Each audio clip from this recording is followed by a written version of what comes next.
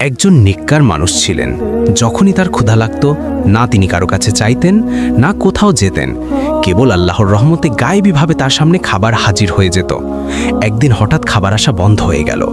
খিদের জ্বালায় ধৈর্য হারিয়ে উনি এক প্রতিবেশীর কাছে গিয়ে দুটো রুটি চেয়ে নিলেন।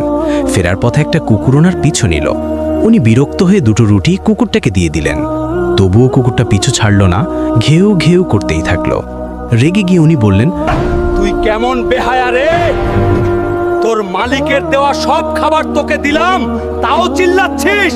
তখন কুকুরটি বলে উঠল, বেহায়া আমি নই, তুমি।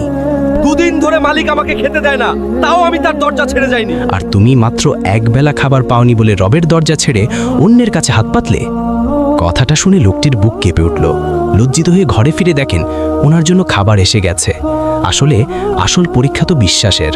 ধৈর্য ধরলে আল্লাহ কখনো খালি হাতে ফেরান না।